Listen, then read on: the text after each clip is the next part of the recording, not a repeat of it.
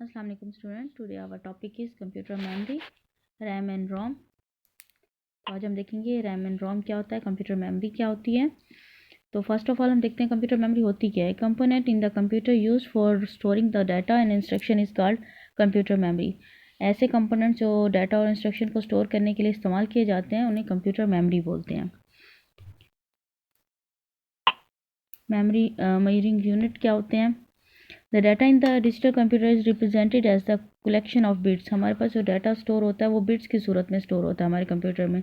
मतलब कोई भी वॉइस है, कोई भी साउंड है, कोई कुछ भी है, कोई भी एनिमेशन, कोई टेक्स्ट, कुछ भी है हमारे कंप्यूटर में जो स्टोर हो रहा होता है वो बिट्स की सूरत में स्टोर होता है। The smallest unit of the data is used by the computer is called bit. जो स्मॉलेस्ट डाटा स्टोर करने के लिए यूनिट होता है उसको बिट बोलते हैं। A set of 8 bit is known as byte. 8 bit से मिलकर एक बाइट बनता है। 1 byte is required to store 1 character. तो एक बाइट जो है वो एक करेक्टर स्टोर कर सकता है, मतलब A B C whatever कुछ भी, कोई एक करेक्टर स्टोर करने की सलाहियत रखता है एक बाइट, जिसमें 8 बिट्स होते हैं। मेमोरी यूनिट्स का हम चार्ट देख लेते हैं।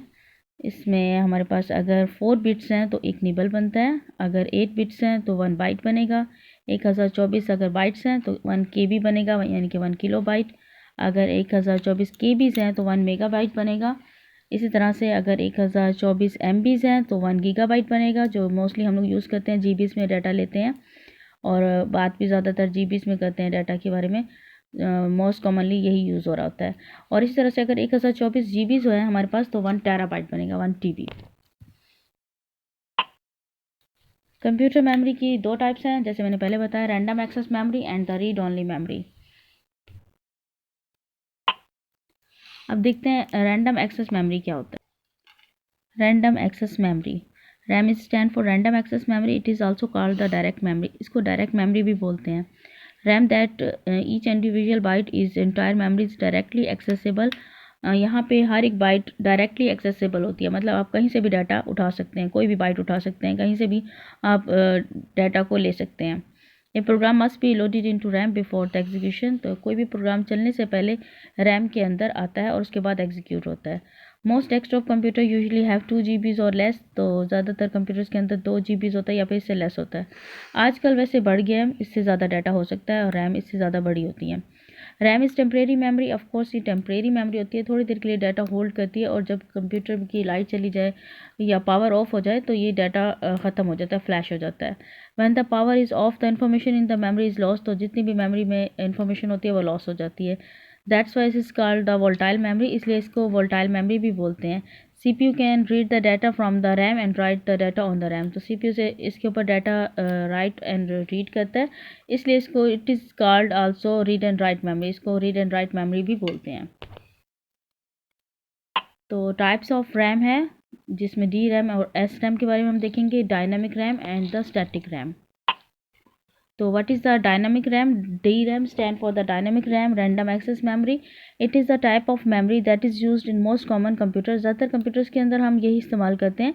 It is the least expensive kind of RAM. तो ये ज़्यादा महंगी नहीं होती। It is requires an electric current to maintain its electric state. इसको बार बार करंट की ज़रूरत होती है ताकि अपना स्टेट को मेंटेन कर सके। Electric charge of the DRAM decrease with the time that may be result in the loss of data. ये बार बार रिचार्ज होती है और रिफ़्रेश होती है, इस वजह से डाटा भी लॉस हो जाता है। तो डी रैम इतनी अच्छी नहीं होती और ज़्यादा महंगी भी नहीं होती, लेकिन ये बार बार रिफ़्रेश होती है अपनी स्टेट को मेंटेन करने के लिए। डी रैम इज़ रिचार्ज और refreshed again and again to maintain the data. The processor can not access the data of D RAM when it is being refresh, that's why it's slow. तो ये बार बार refresh और recharge होती रहती है, जिस वजह से डाटा स्लो हो जाता है। और जब ये रिफ़्रेश हो रही होती है तो हमारा जो प्रोसेसर होता है डाटा को एक्सेस नहीं कर सकता, इस वजह से ये काफ़ी ज़्यादा स्लो होती है डायनामिक रैम। तो हम स्टैटिक रैम को देख लेते हैं। S RAM stand for the static RAMs. इसमें क्या होता है, it store the data of value. कोई भी डाटा या फिर वैल्यू हम स्टोर करते हैं without need to refresh the data as long as the power is available. यानी जब तक आपके पास लाइट है इसमें अवेलेबल, जब तक आपका कंप्यूटर चल रहा है तो उसमें डाटा रह जाता है और आपको बार बार रिफ़्रेश करने की ज़रूरत नहीं पड़ती, ना ही ये खुद से रिफ़्रेश करता है और ना ही रिचार्ज करता है जब तक इसे करंट मिल रहा है। S RAM is more expensive, ये थोड़ी सी ऑफकोर्स महंगी होगी। It does not need to be refresh, CPU does not wait to access the data, it is faster. तो ऑफ कोर्स ये थोड़ी सी महंगी है और इसे बार बार आपको वेट नहीं करना पड़ता CPU को कि वो डाटा लेके आए और फिर उसके लिए स्लो हो जाए और रिफ़्रेश हो रहा है तो वो डाटा ना उठा सके, ऐसा कोई मसला नहीं होता। तो ये बार बार रिफ़्रेश नहीं होती और डाटा एक्सेस हो जाता है ईजिली और इसलिए फास्टर होती है। It utilize the more power than the DRAM, of course power ज़्यादा लेती है। It is normally use to build fast cache memory, ये फास्ट कैशे मेमोरी के साथ इस्तेमाल होती है। टाइप्स ऑफ रोम देख लेते हैं, PROM, EPROM and double EPROM। ROM होता क्या है? रीड ओनली मेमोरी है। PROM stand for the programmable read only memory. This form of ROM is initially blank, ये पहले खाली होती है चिप। द यूज़र और manufacturer can write the data and programs on it using the special devices. तो जो user होते हैं या फिर मैन्युफैक्चर करने वाली जो कंपनीज़ होती हैं वो डाटा इसके ऊपर राइट करती हैं मोस्टली, जैसे कि हमारे मोबाइल्स के अंदर मेमोरी कार्ड्स हैं या फिर उसके अंदर जो चिप लगती है। फर्स्ट ऑफ ऑल जब डाटा स्टार्ट होगा तो क्या नज़र आएगा, कंपनी का नाम नज़र आएगा या उसमें कुछ हिदायत इंस्ट्रक्शन जो नज़र आएंगी वो स्पेशल डिवाइसेस की मदद से लिखी जाती हैं जो कि मैन्युफैक्चर करते हुए ख़ुद कंपनीज लिखवाती हैं। तो ऐसी जो चिप होती है इनिशियली तो ब्लैंक होती है, उसके बाद उस पर कुछ लिखवाया जाता है और ये रीड ओनली मेमोरी होती है, यानी कि रीड आप कर सकते हैं हमेशा फॉर एवर, लेकिन राइट एक दफ़ा होती है ये memory. The user can write the data और instruction on the its once time, यानी कि एक दफ़ा ये बस आप इसको राइट कर सकते हैं। हम तो नहीं राइट कर सकते, मतलब जो कंपनीज होती हैं वो इसके ऊपर राइट करती हैं डाटा और हम हमेशा के लिए इसको रीड कर सकते हैं।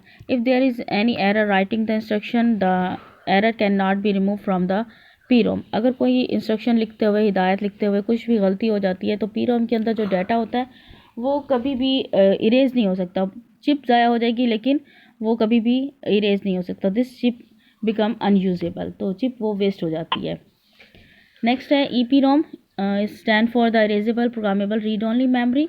This form of initially blank होती है, ये भी पहले द यूज़र और manufacturer can write the data and programs on it using the special devices. ये इसका भी वही काम है जैसे कि हम डिवाइसेस कुछ मैन्युफैक्चर हो रही होती हैं तो उस वक्त जो लिखा जाता है, राइटिंग होती है उसके ऊपर, तो वो PROM पे होती है। EPROM है, अगर इसमें इरेजेबल है तो एक दफ़ा वो इरेज हो सकती है और एक दफ़ा राइट हो सकती है बस। The data and program return on it can be erase using the ultraviolet rays, तो इसके मदद से हम डाटा को एक दफ़ा इरेज कर सकते हैं और उसके बाद इसके ऊपर राइट कर सकते हैं। User can write the new program on it, यानी कि एक दफ़ा इरेज होने के बाद वो इस पर री राइट कर सकते हैं। नेक्स्ट है double EPROM, electronic erasable programmable read only memory. इसमें क्या कहता है, user can erase and right the instruction double EPROM using the electrical devices. तो इलेक्ट्रिकल डिवाइसेस के ऊपर डाटा बार बार राइट भी हो सकता है और इसमें रीप्रोग्राम भी हो सकता है। The user can erase it contents electronically if the any error occurs the writing instruction. अगर कोई भी मसला हो जाता है इंस्ट्रक्शन लिखते हुए या हिदायत लिखते हुए या कोई इन्फॉर्मेशन लिखते हुए तो वो उसे इरेज कर सकता है इलेक्ट्रॉनिकली और दोबारा से री राइट कर सकता है। The content of double EPROM can be modified easily, तो ये आसानी से मॉडिफाइड हो जाते हैं। थैंक यू फॉर टॉपिक, अच्छे से तैयारी कीजिएगा एग्ज़ाम की। आई होप आप लोगों का एग्ज़ाम अच्छा जाए। ओके जी, अल्लाह हाफिज़।